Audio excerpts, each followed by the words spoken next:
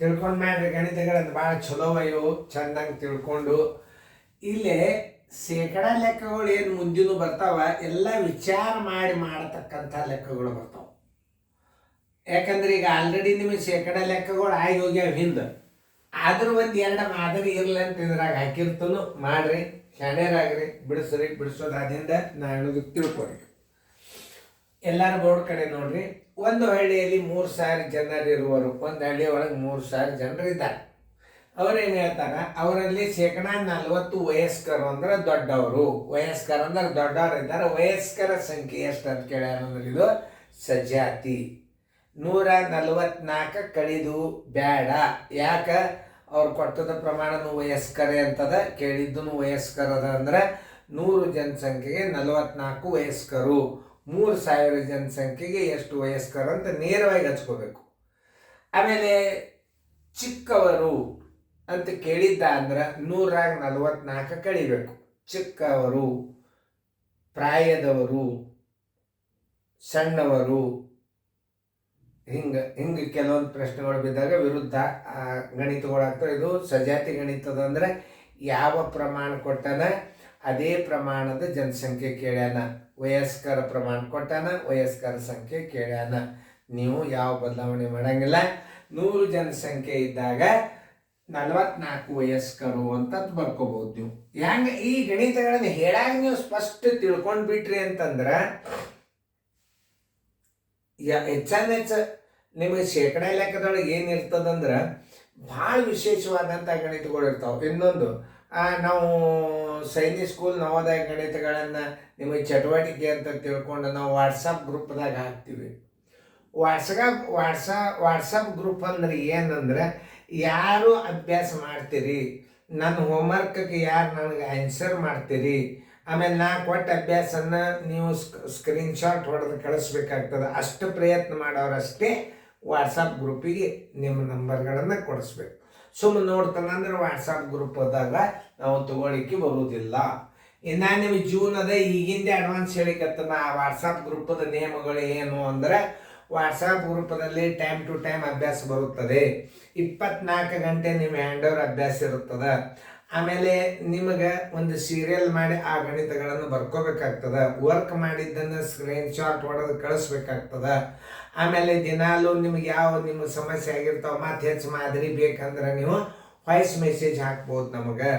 ಆಮೇಲೆ ನಾವು ಮತ್ತೆ ಗಣಿತಗಳನ್ನು ಮಾಡಿ ಇದು ನಿಮಗೆ ವಾಟ್ಸಪ್ ಕೋಚಿಂಗ್ ಕ್ಲಾಸ್ ಅಂತ ಚಾಲು ಆಗ್ತದೆ. ಅದು ಓನ್ಲಿ ಯಾರು ಅಡ್ಮಿಷನ್ ಆಗಿರ್ತದೆ, ಯಾವ ಹುಡುಗನ ಹೆಸರಲ್ಲಿ ಸಿಮ್ ಇರ್ತದೆ ಅವ್ರಿಗೆಲ್ಲ ರಿಪ್ಲೈ ಬರ್ತಿರ್ತದೆ. ಈಗ ಅದೇ ಮಾದರಿ ಪ್ರಕಾರ ಈ ಗಣಿತಗಳನ್ನು ನಾವು ಶೇಕಡ ಪ್ರಮಾಣದ 10 ಗಣಿತಗಳನ್ನು ಹಾಕಲಾಗಿದೆ. ಇಷ್ಟೇ ಟೈಮ್ದೊಳಗೆ ನೀವು ಮಾಡಿ ನಮಗೆ ಹೋಮ್ವರ್ಕ್ ಹಾಕಿರಬೇಕು. ಅದು ಹಿಂಗದ ಪದ್ಧತಿ. ಅದಕ್ಕೆ ವಾಟ್ಸಪ್ ಗ್ರೂಪ್ ಅಂದ್ರೆ ನೀವು ತಿಳ್ಕೊಂಡಾಗ ಸರಳ ಅಲ್ಲದು. ನೀವು ಅಭ್ಯಾಸ ಮಾಡೋ ಹುಡುಗರು, ಪರೀಕ್ಷೆ ಕಟ್ಟೋ ಹುಡುಗರು ಅಷ್ಟೇ ಬಂದು ಅದಕ್ಕೆ ಜಾಯಿನ್ ಆಗಬೇಕು. ಈಗ ನಾ ಗಣಿತ ತಿಳಿಸಿ ಹೇಳ್ತಾನೆ, ಲಕ್ಷ ಕೊಟ್ಟು ನೋಡಿ. ಒಂದು ಹಳ್ಳಿಯಲ್ಲಿ 3,000 ಜನರಿದ್ದಾರೆ. ಅವರಲ್ಲಿ ಶೇಕಡ 44 ವಯಸ್ಕರು. ವಯಸ್ಕರ ಸಂಖ್ಯೆ ಎಷ್ಟು? ಕೊಟ್ಟದ್ದು ವಯಸ್ಕರ ಪ್ರಮಾಣ, ಕೇಳಿದ್ದು ವಯಸ್ಕರ ಸಂಖ್ಯೆ. ಅಂದ್ರೆ ಭಾಳ ಸರಳ. 2 ತೆಗೆದು ನೀವು 44ಕ್ಕೆ 30ಕ್ಕೆ ಗುಣಾಕಾರ ಮಾಡಿಬಿಡ್ಬೋದು. ಎಂಟಿ ಥಿಯರಿ ನೋಡಿ. ಬಾಯ್ಲೇನೆ ಉತ್ತರ ಹೇಳಿದ್ನ. ನೀವು ಇಷ್ಟರ ಮೇಲೆ ಬಾಯ್ಲೇನೆ ಉತ್ತರ ತೆಗಿಬೇಕು. ಯಾಕಂತ ಕೇಳ್ರಿ, 100ಕ್ಕೆ 44 ಇದ್ದಾರೆ ನೋಡ್ರಿ. ಎಷ್ಟು ಮಂದಿ ಜನಸಂಖ್ಯೆ ಅದ? 3,000 ಅದ. 3,000 ಅಂದ್ರೆ ಈ 2 ಸೊನ್ನೆಗಳ 100 ತೆಗೆದು ಬಿಡ್ರಿ. ಈ 44ಕ್ಕೆ 30ಕ್ಕೆ ಗುಣಾಕಾರ ಮಾಡಿದ್ರೆ ನಿಮ್ಗೆ ಉತ್ತರ ಸಿಕ್ಬಿಡ್ತದೆ ನೋಡ್ರಿ. ಎಂಟಿ ಥಿಯರಿ ಇದಕ್ಕಿಂತಲೂ ಫಾಸ್ಟ್ ಬರ್ತಾವೇನ ಮುಂದೆ ನಿಮಗೆ. ಇದಕ್ಕಿಂತಲೂ ಫಾಸ್ಟ್ ಆನ್ಸರ್ ತೆಗೆದು ಬರ್ತದೆ ನಿಮಗೆ ಮುಂದೆ ನೋಡಕಂತ. ಅದು ಯಾವಾಗ ಉಪಯೋಗ ಆಗ್ತದ ಅಂದ್ರೆ ಸರಳೀಕರಣಕ್ಕೆ ಉಪಯೋಗ ಆಗ್ತದ. ಸರಳೀಕರಣಕ್ಕೆ ಏನು ಲೆಕ್ಕ ಮಾಡಂಗಿಲ್ಲ, ಬಾಯಲ್ಲೇನೆ ಆನ್ಸರ್ ಇಡಬೇಕು. ನಿಮ್ಗೆ ಅಂಥ ಸರಳೀಕರಣಗಳನ್ನು ಈಗ ಸದ್ಯ ನಿಮಗೆ ಇನ್ನೂ ಟೈಮ್ ಅದ, ಆ ಟೈಮ್ಗೆ ಬರ್ತಾವ. ಈಗ ನಿಮ್ಮ ರೆಗ್ಯುಲರ್ ಕ್ಲಾಸದ ಅಭ್ಯಾಸದ ಸುಮ್ಮನೆ ನೋಡೋರು ನೋಡ್ರಿ. 100 ಜನಸಂಖ್ಯೆ ಇದ್ದಾಗ 100 ಜನಸಂಖ್ಯೆ ಇದ್ದಾಗ ಸಂಖ್ಯೆಗೆ 44 ಯಾರು? ವಯಸ್ಕರು.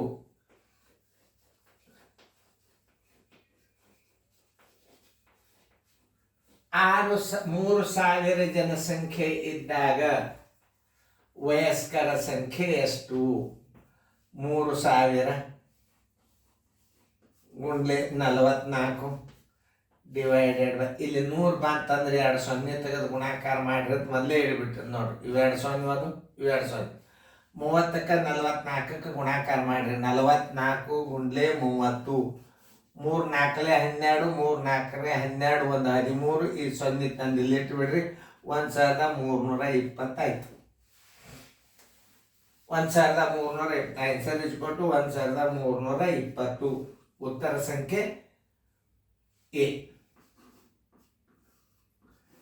ನವೋದಯ ಥಿಯರಿ ಒಳಗೆ ಹೆಂಗ 100ಕ್ಕೆ 44 ಅಂದ್ಬಿಟ್ಟ. ಭಾಳ ಸರಳ. 100ಕ್ಕೆ ಎಷ್ಟು ಅಂದಾನ? 44 ಅಂದಾನ. 100ಕ್ಕೆ 44 ಏನದ? ವಯಸ್ಕರ ಅಂತ ಹೇಳ್ಯಾರ ನೋಡ್ರಿ. ನವೋದಯ ಟ್ರಿಕ್ಸ್ ಹೆಂಗದ? 100ಕ್ಕೆ 44 ಅದ. ಎಷ್ಟದ ಜನಸಂಖ್ಯೆ? 3000 ಅದ. 100ಕ್ಕೆ 44 102 ಸೊನ್ನೆ ತೆಗೆದು ಬಿಡ್ರಿ. ಇದ್ರಾಗ 30 44 ಗುಣಾಕಾರ ಮಾಡಿದ್ರೆ 1320 ಬಂತು. ನವೋದಯ ಥಿಯರಿ. ಇನ್ನ ಇದಕ್ಕಿಂತಲೂ ನಿಮಗ ಸರಳ ಮೆಥಡ್ ನವೋದಯದಾಗ ನಿಮಗ ಎದ್ರ ಬರ್ತಾವ? ಸಿಂಪ್ಲಿಫಿಕೇಶನ್ದಾಗ ಬರ್ತಾವ. ಸಿಂಪ್ಲಿಫಿಕೇಶನ್ ನೀವು ಜರ್ ಏನಾದರೂ ಲಕ್ಷ ಕೊಟ್ಟು ನೋಡಿಬಿಟ್ರಿ ಏನು ಹೇಳಿ ಅದು ಜಗದೇಡೆ ನೋಡಿ. ಸಿಂಪ್ಲಿಫಿಕೇಶನ್ ಹಾಕಿರಿ ಸರ್, ಭಾರಿ ಟಫ್ ಸಿಂಪ್ಲಿಫಿಕೇಶನ್ ಆಗ್ತಾನೆ ಅಂತ. ಬಾಯಲ್ಲಿ ಹೆಂಗೆ ಮಾಡಬೇಕು, ಆಮೇಲೆ ಬೀಜಗಣಿತಗಳು. ನಾ ಹೇಳ್ತಿಲ್ಲ ನವೋದಯ ಕೋಚಿಂಗ್ ಮುಗಿದ್ರು ಇದು ಈ ಅಭ್ಯಾಸ ಮುಗಿಯೋದಿಲ್ಲ.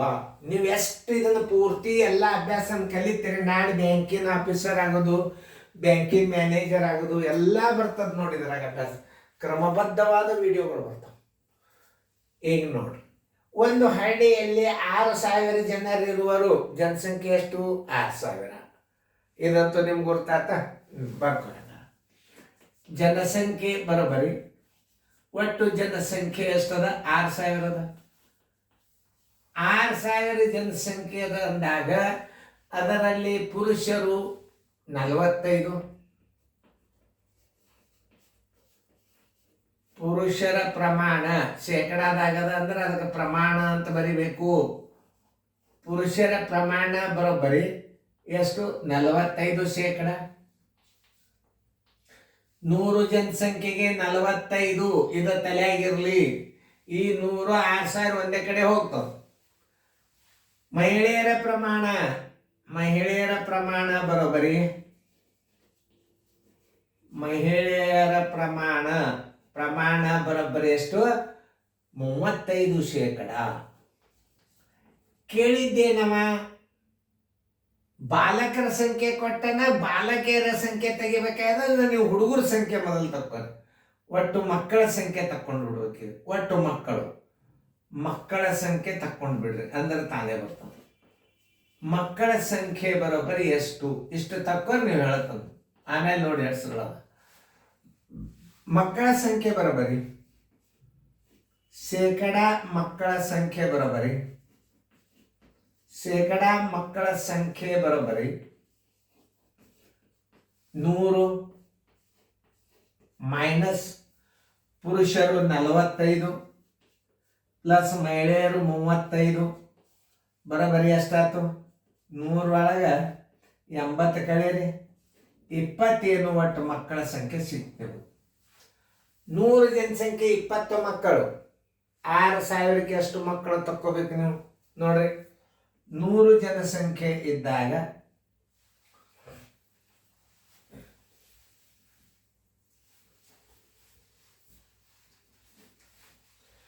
100 ಜನಸಂಖ್ಯೆಗೆ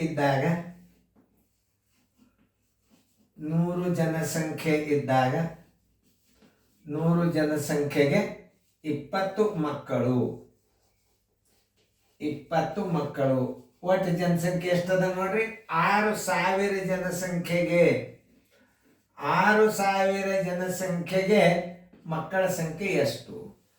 6000 ಗುಂಡ್ಲೆ 20 ಡಿವೈಡೆಡ್ ಬೈ 100.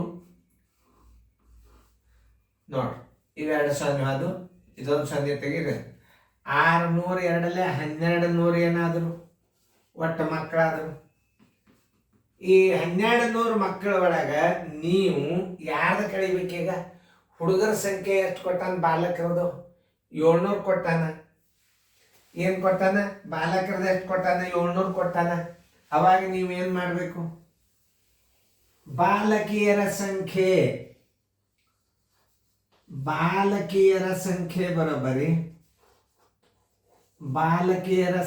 ಬರೋಬರಿ ಒಟ್ಟು ಹುಡುಗರೆಷ್ಟು? 1200. ಅದ್ರಾಗ 700 ಗಂಡು ಹುಡುಗರವ, ಕಳೀರಿ. ಎಷ್ಟದು ಹೆಣ್ಣು ಹುಡುಗರು? 500 ಅದು. ಆ ಊರಾಗ ಒಟ್ಟಿದ್ದ ಹುಡುಗಿಯರ ಸಂಖ್ಯೆ 500. ಉತ್ತರ ಸಂಖ್ಯೆ ಬಿ.